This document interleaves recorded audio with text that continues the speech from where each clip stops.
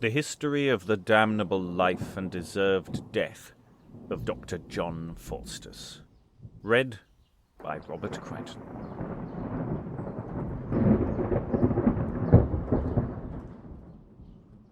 Chapter 3. The conference of Dr. Faustus with his Spirit Mephostophiles the morning following at his own house. Dr. Faustus, having commanded the spirit to be with him at his hour appointed, he came and appeared in his chamber, demanding of Faustus what his desire was. Then began Dr. Faustus anew with him to conjure him that he should be obedient unto him, and to answer him certain articles, and to fulfil them in all points. 1. That the spirit should serve him and be obedient unto him in all things that he asked of him from that hour till the hour of his death. 2. Further, anything that he desired of him, he should bring it him. 3. Also, that in all Faustus his demands and interrogations, the spirit should tell him nothing but that which was true. Hereupon the spirit answered, and laid his case forth that he had no such power of himself, until he had first given his prince, that was ruler over him, to understand thereof, and to know if he could obtain so much of his lord. Therefore speak further, that may do thy whole desire to my prince, for it is not in my power to fulfil without his leave.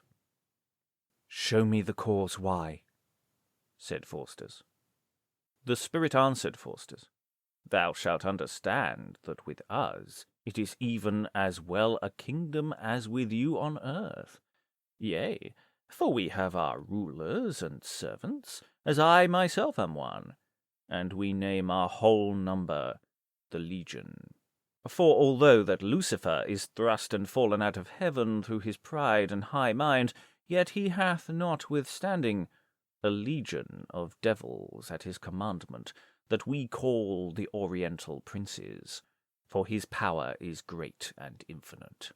Also there is a power in Meridi, in Septentrio, in Occident, and for that Lucifer hath his kingdom under heaven, we must change and give ourselves to men, to serve them at their pleasure.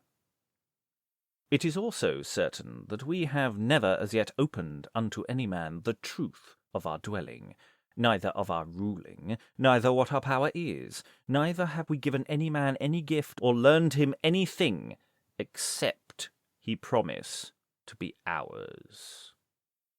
Dr. Faustus upon this arose where he sat, and said, I will have my request, and yet I will not be damned.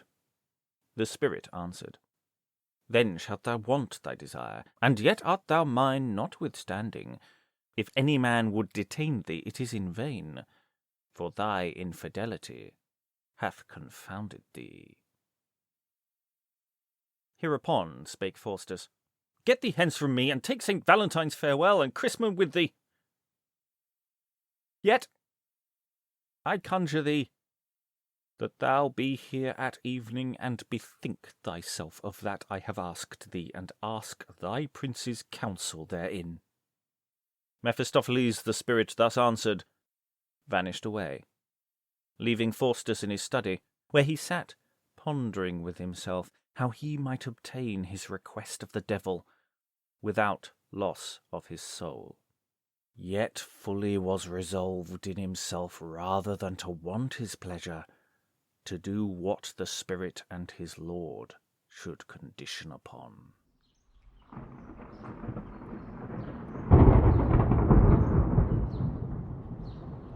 You've been listening to The History of the Damnable Life and Deserved Death of Dr. John Faustus, read by Robert Crighton. There is more from Faustus on our Patreon, where there are exclusive exploring sessions where we take a deep dive into the text, and early access to other chapters of the book. There's also extensive work available on the play adaptation by Christopher Marlowe and other hands. Links are available in the show description.